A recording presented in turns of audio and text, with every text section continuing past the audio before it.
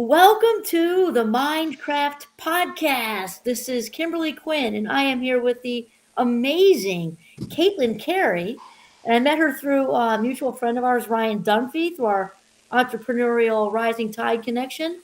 And I would tell you that Katelyn is a very interesting individual. She is currently an acute nurse and clinical educator who's been helping people, we'll say, survive and thrive, right, after trauma, both physically and emotionally, for over 20 years. And Katelyn has also done a TEDx talk on what we're going to talk about today, what she's going to talk about today, which is the idea of empathy versus compassion. So I'd like to first of all thank you, Katelyn, for being with us today. Thank you so much for having me. It's a pleasure to join you, Dr. Quinn. All right. And by the way, definitely call me Kim. You got it. Yeah. So let's see, Katelyn, help me with just for our because as you and I were talking about just a minute ago, people wanting to feel heard and seen and validated. So I think it might be a good idea for you to start by helping us understand. So we're kind of on a equal playing field or same page or like that.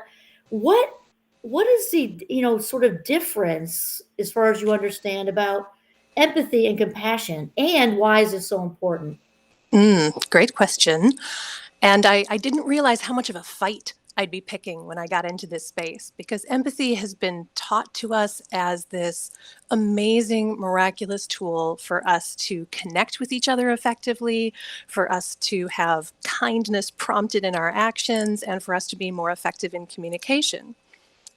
I think almost everyone has been taught at some point in time to use empathy to improve their communication and connection. Weirdly, however, we've never been taught when not to use empathy. And there is a big bucket that is when you don't want to use empathy, when it's actually going to potentially cause problems in connecting with other people.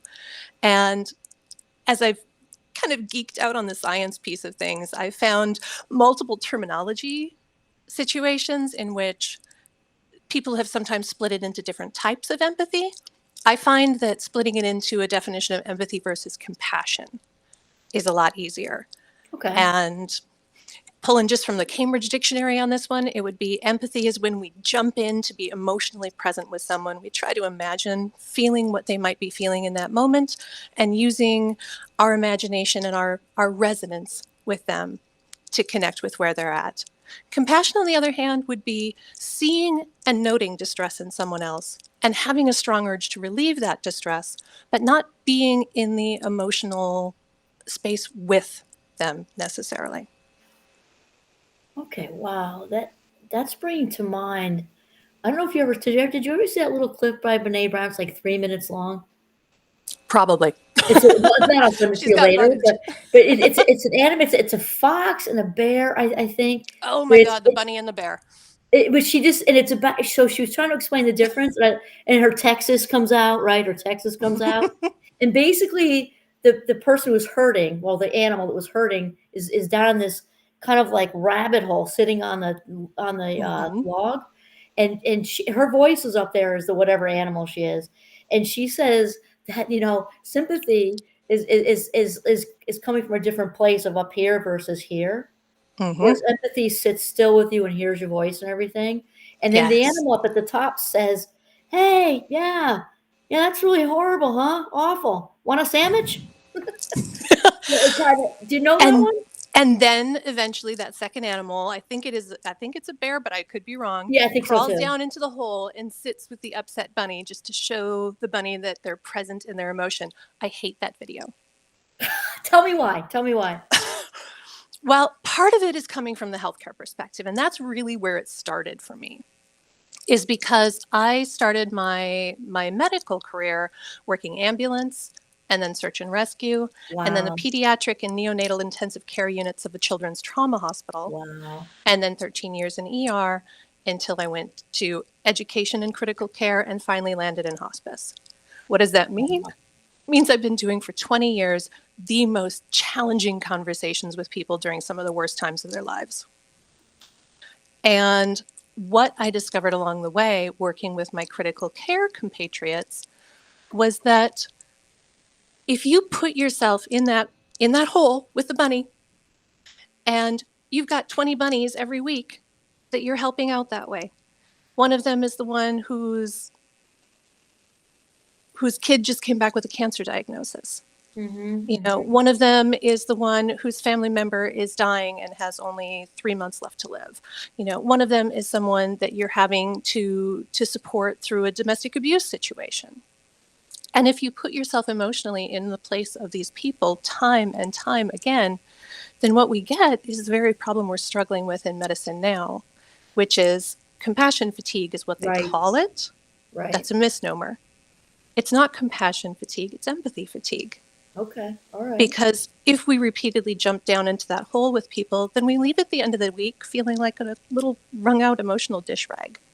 Right. Instead of leaving empowered, fulfilled, like we were able to use our skills to help someone. And my favorite metaphor on this one is lifeguarding. Think of it as you're at a beach, you're the lifeguard, you see someone in the water who's in trouble, and you recognize, oh my gosh, this person's drowning. What am I going to do? I can very easily, and actually without even trying, throw myself emotionally in with that person going, oh my gosh, if I were them, if I were feeling what they're feeling right now, what do I want? I want you to come get me. Okay. If it were me, I would want Jason Momoa to come and get me. But you get the idea. Let's be honest. So every lifeguard worth their salt has been taught, if you jump into the water, you're putting yourself at risk as well as the other person. And you're also limiting your options. There's only so many solutions you can get to. And if the solution you're working on in that moment doesn't work the way you need it to, you've crossed out your other options. Whereas if you're on the dock, you look, you go, oh my gosh, this person's drowning. They're in trouble. Take an emotional step back and you ask yourself, how can I help? What skills, what knowledge do I have that can help this person?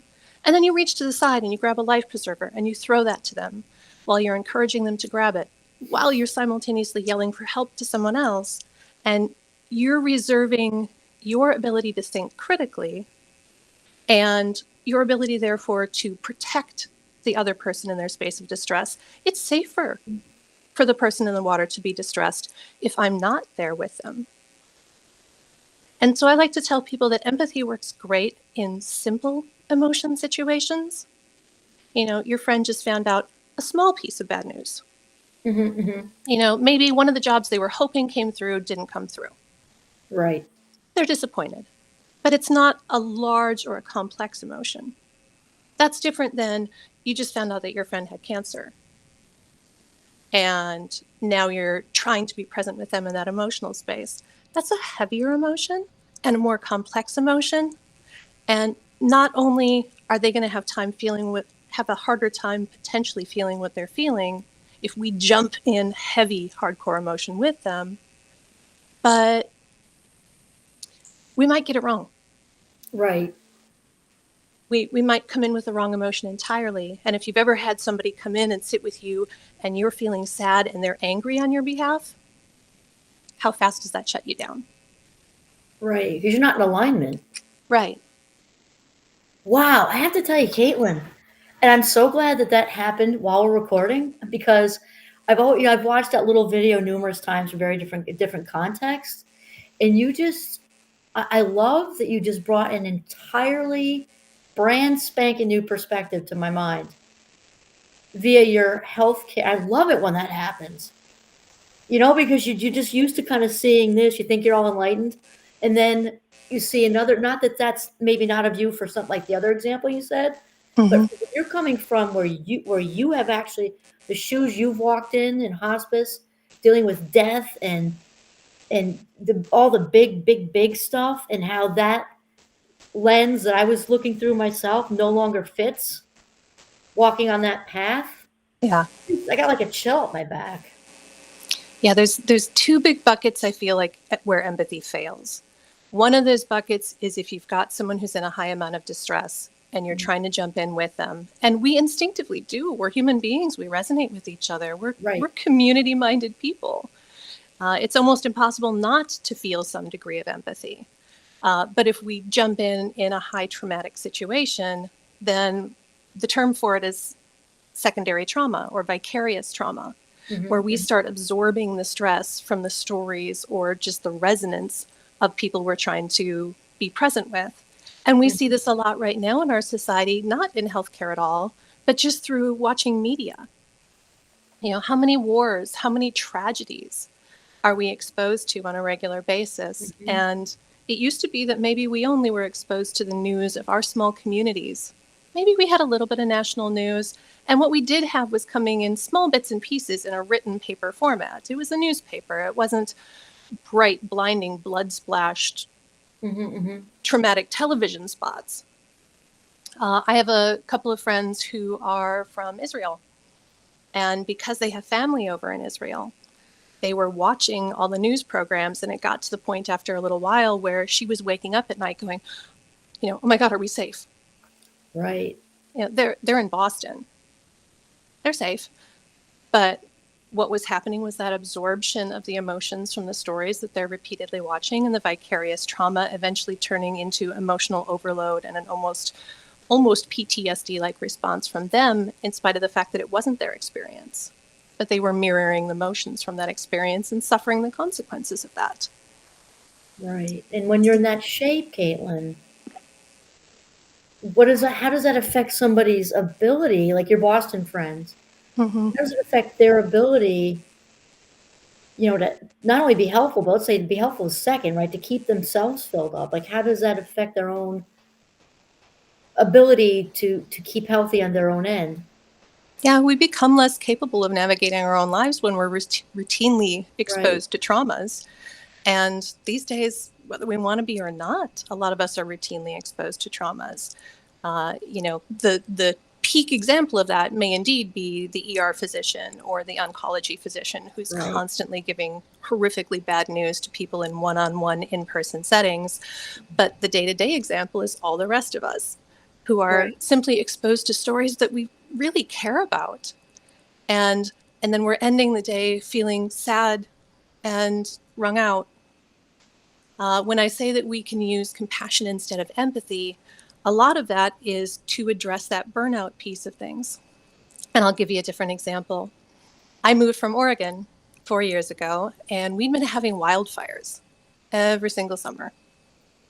And that was one of the reasons that we ended up moving away, is that we got kind of tired of packing a to-go bag every single spring and wearing N95 masks before COVID ever entered into the picture, because they were our smoke masks.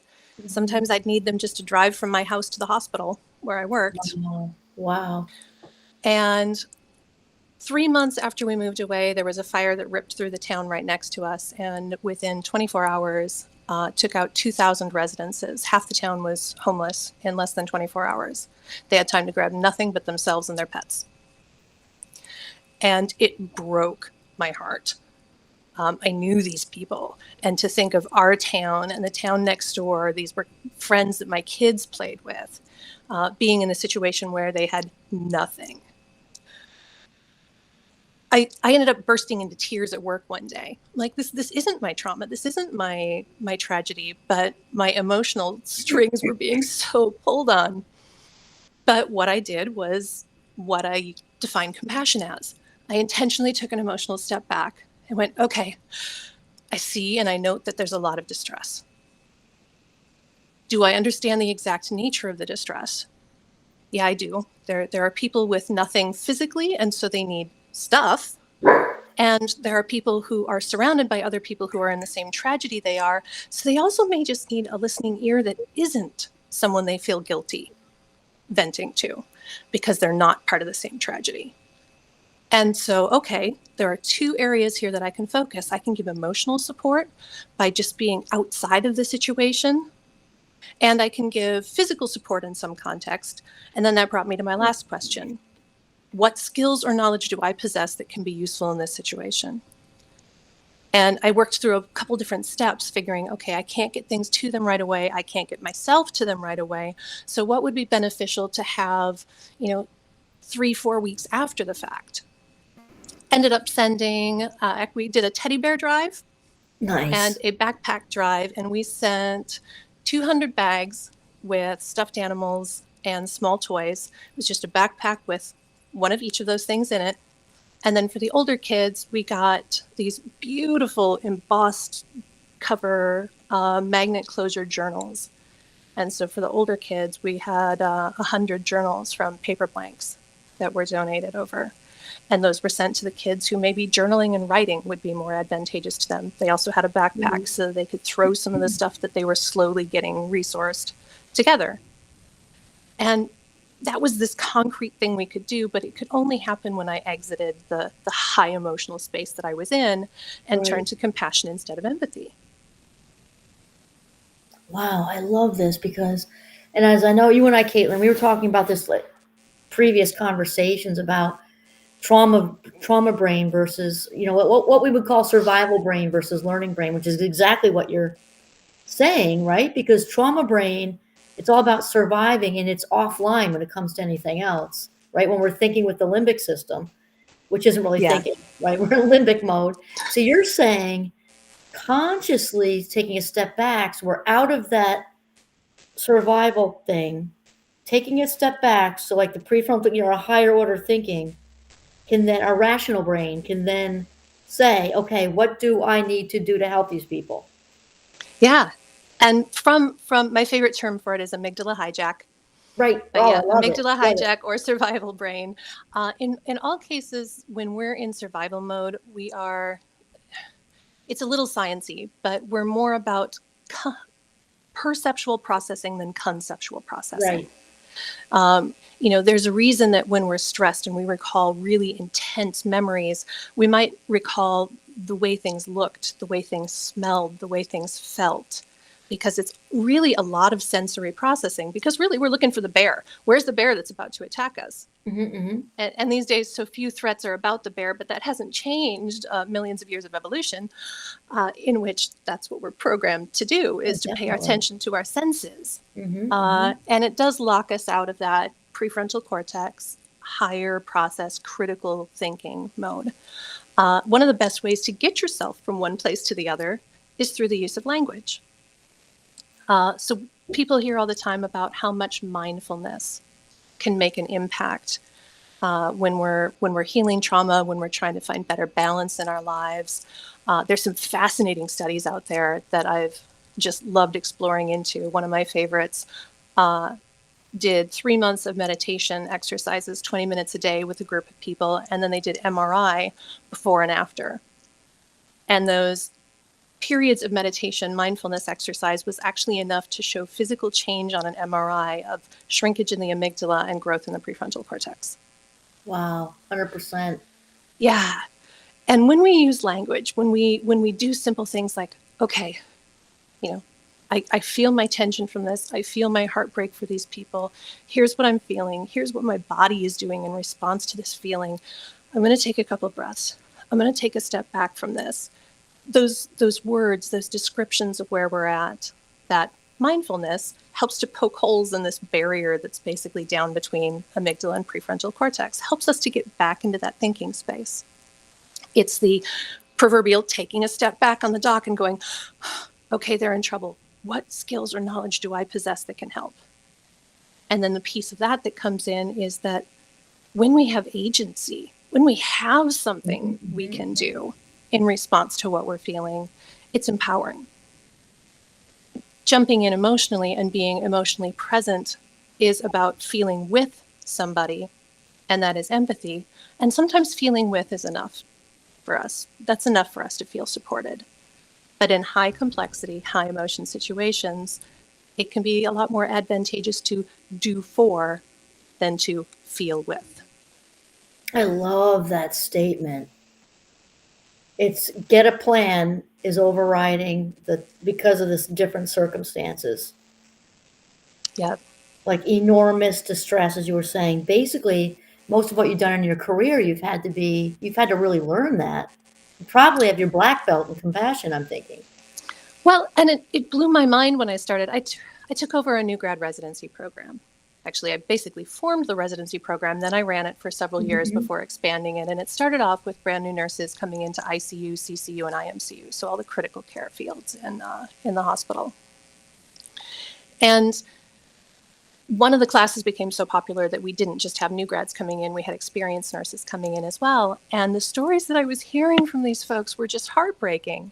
One gal said, yeah, I'd lost my first patient in the NICU and I was crying in the break room. And one of the nurses who was more senior, had been doing this for a long time, came in and said to me, don't worry, soon you'll burn that part of yourself out and then it won't hurt so much and you'll be able to do your job. Like, really? That's what the advice that we have to give each other? Right. And what had never been taught was you don't have to feel guilty not to jump in high emotion situations. You don't have to feel like it's your job to jump in high emotion situations, because in point of fact, I can protect that space for somebody who's in it far more effectively if I'm standing on the outside. This is me providing you a safe place to feel what you're feeling. I'm here. I care. I'm going to be doing the things I can to fix it. But the fact that I'm not in here with you allows you to feel your emotions in whatever intensity they're hitting. And another quick example would be actually a gal I was explaining the empathy versus compassion idea on the airplane. And she bounced back and said, oh, I know exactly what you're talking about. We just had to put my dog to sleep a few weeks ago. And she said the vet had known them, known their family, known this dog. And so when they came in, the vet was tearing up and becoming very emotional as they were making this decision. And she said, and it was exactly what I didn't need right then. She said, I knew that he cared, but the fact that he was tearing up made me start to lose grip of my emotions, and that was not a place I felt safe to experience my emotions. So I didn't really want to jump into that bucket. And she said, because he was in that emotional space with me, he missed what I really needed from him. What I needed from him was for him to reassure us that we had done everything reasonable, and that this was an appropriate decision we were making. She needed help with her guilt, not help with her sorrow. And he couldn't see that because he was in it with her. Oh my God, that is so powerful. And I have to tell you, Katelyn, you just brought me, because that happened with us, only the opposite. The vet handled it. She did do what I needed, which was exactly what you said, because it was a surprise with our golden retriever. I took him in there for something. He was like almost, I think, 8, and he wasn't acting right. I never, ever, ever thought I would leave there without him. As it turned out, this cancer was everywhere, but we just thought, because he was fine the day before. It was just, so what you're saying is, you just brought me back to there, and I thought, wow, had our vet handled it really well, reassured us that he was loved, he had all the right food, everything. And but had she done what you just described, because I was a mess, that wouldn't have helped me. Yeah. And that would be the second bucket. I said there's 2 big flaws with empathy. One is that the vicarious trauma can be damaging to us if we're pulling in too much heavy or strong or complex emotion from others. The other part has to do with cognitive bias. And I love studying into cognitive biases. They are the shortcuts that our brains take to help us to function.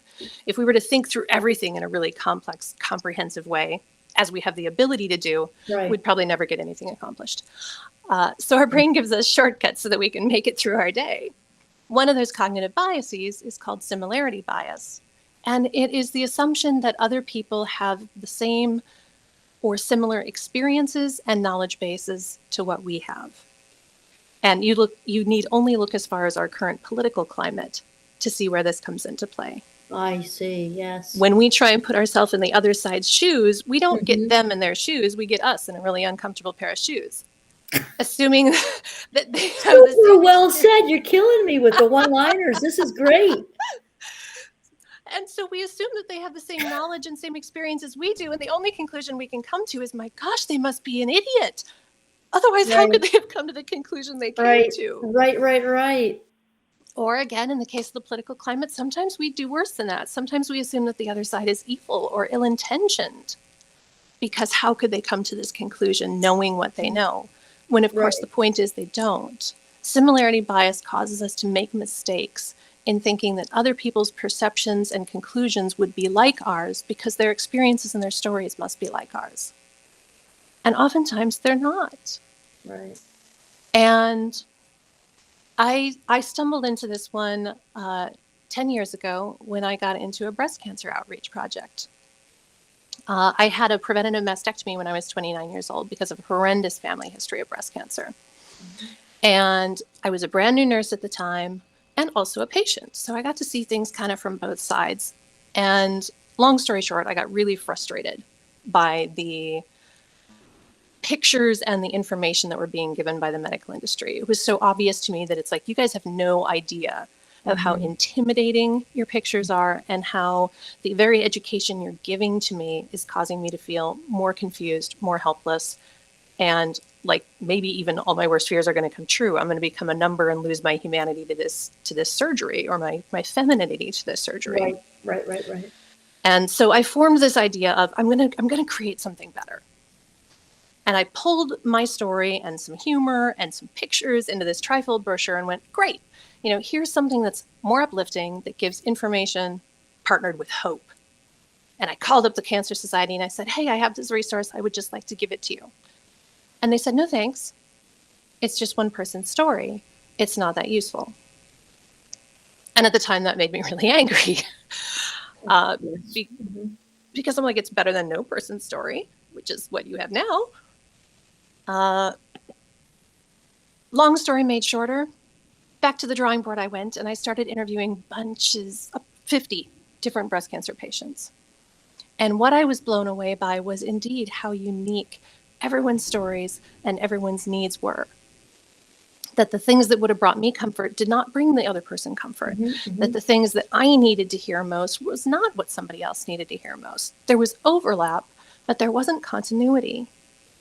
And I would have thought, oh, my trifold brochure will help anyone. I was wrong. My answers can't work for everyone. And that's where it falls, is that when we're in that empathy space, we assume that, hey, my answer will work for you too.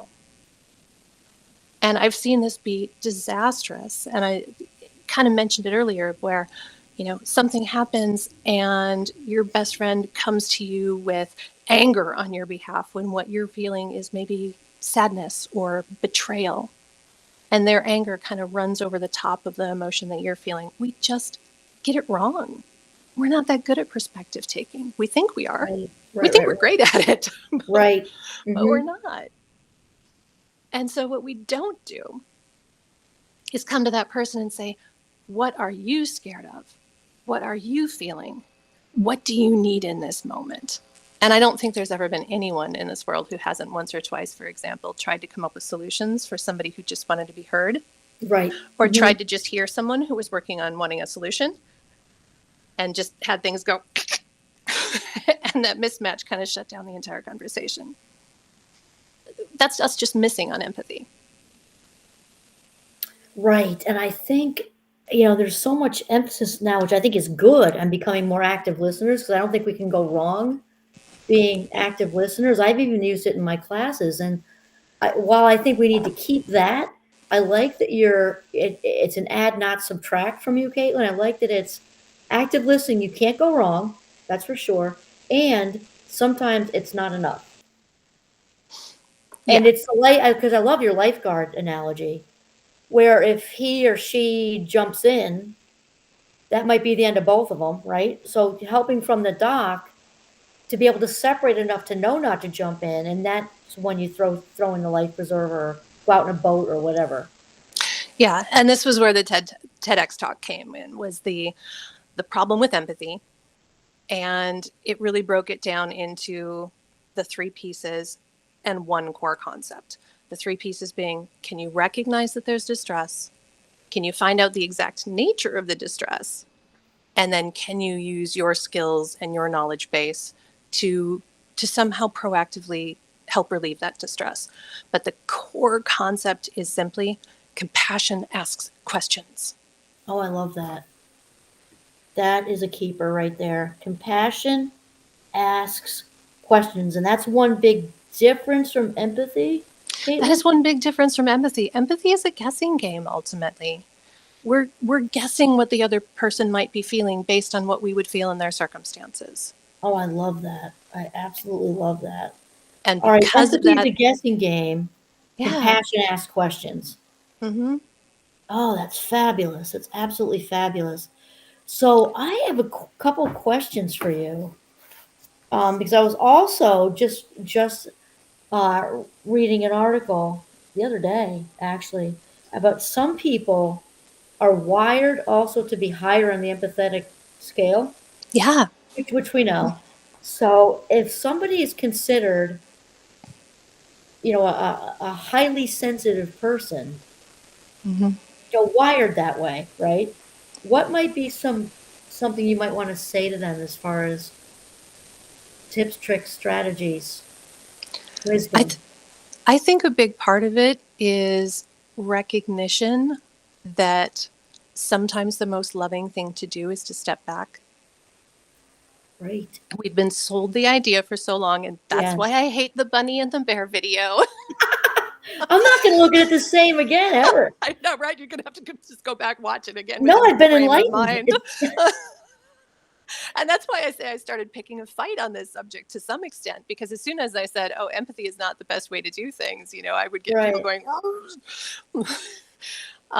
but a little more explanation can go a long way. And yeah, sometimes I like to say, if you are working to fill somebody's order at a coffee shop counter and they come in and they are beyond rude, and you Hmm. think to yourself, okay, you know what? Maybe the person just lost their job. Maybe something happened. Maybe they just got some bad news.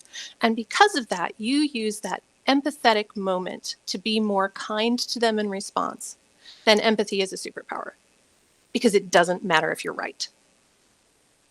I like that. I like that a lot. You're just throwing the love out there. Yeah, you're using it Kindness. as you're using it as a prompt for you to respond in a more kind way.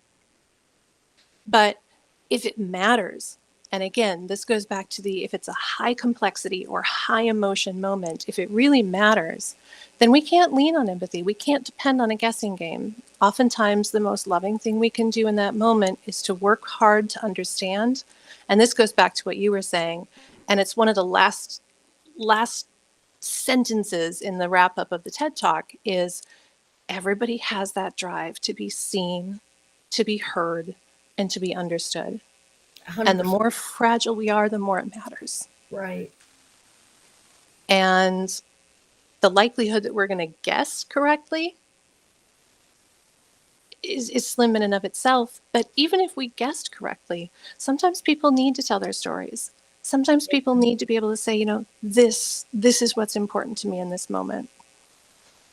I love that, Caitlin. And it's bringing me back to what my dear friend Oprah, we're good friends. She's just not aware, but I love her. Happens. And yes, and she talks about, I say it a lot in a course I teach too, but the importance, and I'm thinking of, it's really true for all of us, but I'm thinking people who are in the field you're in with this intense loss going on daily, Mm-hmm. intense trauma, loss on all different levels, you know, um, how very, very important, how we need to prioritize keeping ourselves filled up because we can't give what we don't have, right? Which is, I think, what you were saying, getting sucked in the video we don't like, getting sucked in because we cannot give what we don't have. So unless we do the lifeguard thing and step back on the dock, we are empty, right? So what are some things? Maybe it's a good wind up spot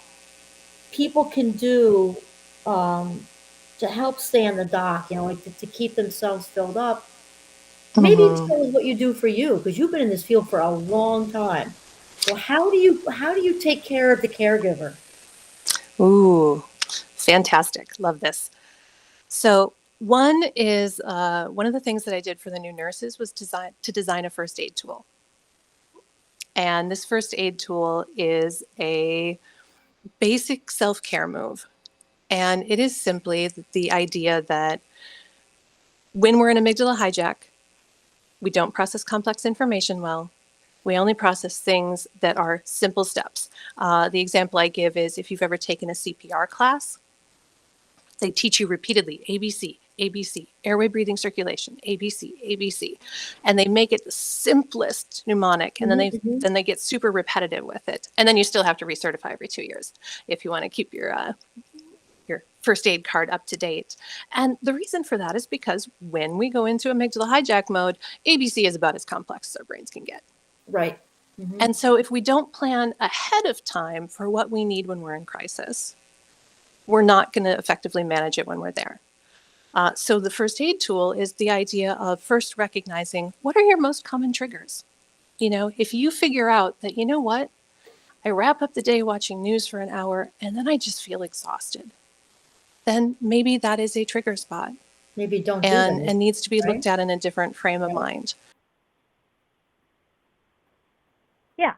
So the idea here is that in the same way that we relearn ABC, airway breathing circulation for a CPR class, and we learn, oh, hey, what are the things that tell us that we might be in trouble? So for example, if somebody starts feeling left shoulder pain and it's radiating up into their jaw, or their heart starts hurting, or any of these things, these are triggers. These are signs that somebody's in distress.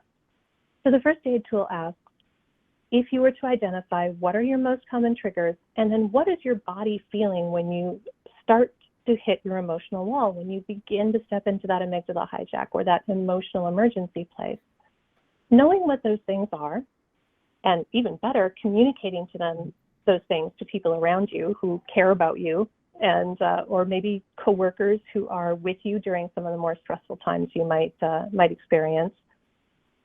And then pulling your own first aid kit, which is what are things you can do in the first couple of minutes. Your heart attack patient, it's that you call 911 and that you get them to lay down and rest and not exert themselves. Those are just the first few minutes while you're waiting for help to get there. So what are the first few minutes that you do for yourself? For me, it might be taking a few deep breaths. It might be going out the east entrance of the ER, walking around the corner of the building and coming back in the west entrance, just to remind myself that there's a whole world out there that isn't my chaos. There you go.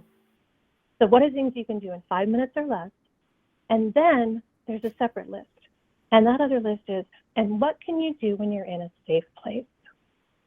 And what that means is, what kind of things do make you feel fulfilled? Taking a book into the bathtub, going thrift store shopping, listening Nice. to music at top volume in your car and singing at the top of your lungs where no one can criticize you. What are your bucket refill items? And then there's that, acknowledge that you took a scoop out. Acknowledge that you took a scoop out, and if you continue to take scoops out without ever putting them back, your bucket just stays empty. And so what can you do when you're in a safe place to say, today took a big scoop out of me, and what can you do to put that scoop back in again? Oh, this is fantastic, Katelyn. So I think it's probably a really good place to wind up. So here we had the amazing Katelyn Carey here talking about empathy versus compassion. I know I've learned a ton myself, especially about that little video I used to look at differently. Never look at it the same. Yeah, no, I mean it's amazing when you have an entirely different shift in perspective. I mean that makes me happy because that means the critical thinking stuff is really working and doing its job, which is fantastic.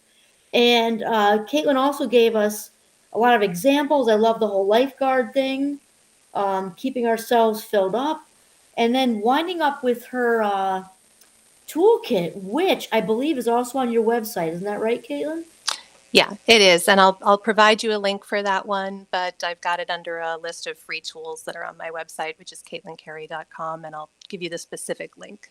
Okay, and I will include that in the blurb underneath where the video is. So anyone who would like to further pursue Katelyn's work with this whole empathy versus compassion concept and all the strategies to get yourself in a better place with learning how to become more of a healthy lifeguard, staying on the dock and doing your thing from there. This is something you can do by reaching out to her.